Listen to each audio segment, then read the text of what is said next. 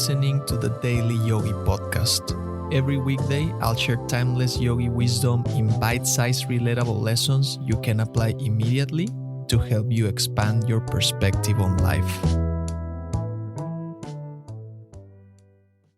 In 1948, physicist Richard Feynman found himself in a peculiar situation at a cafeteria in Cornell. As a plate was tossed into the air by someone, Feynman noticed the plate's wobble didn't match its rotation. Intrigued, he began calculations on a napkin. This spontaneous inquiry led him to develop mathematical formulations that would eventually contribute to his Nobel Prize-winning work in quantum electrodynamics. Feynman later reflected that this moment of curiosity, this act of questioning, was far more valuable than any accidental discovery. This is what the great philosopher Adi Shankara meant when he wrote in his crest jewel of discrimination. Realized knowledge alone destroys ignorance. Knowledge cannot spring up by any other means than inquiry. Who am I? How was the universe born? Who is its maker? What is its material cause? This is the kind of inquiry referred to. Shankara points us toward a deeper questioning that transcends the rational mind.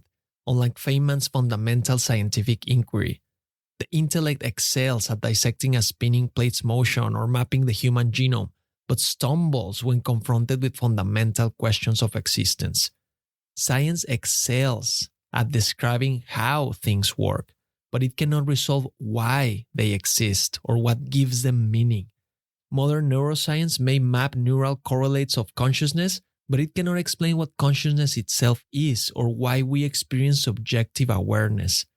That's why spiritual inquiry becomes essential.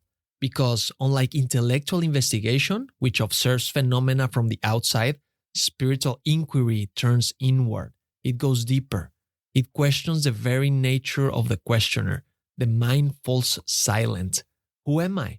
Becomes a method of direct investigation. We look, we see. The answer won't be found in books or theories.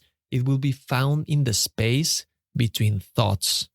When you engage in such inquiry, you step beyond the mind's analytical capabilities. You begin to recognize that the ultimate answers don't come from accumulating more facts. It comes from transcending the very framework within which facts make sense, a paradigm shift. Feynman himself often emphasized that his greatest insights didn't come from clinging to established formulas. They came from a willingness to question everything, even his own assumptions, despite those cafeteria napkin calculations leading to Nobel-worthy physics. His famous line, "The first principle is that you must not fool yourself, and you are the easiest person to fool," reflects a humility before reality that transcends mere intellect.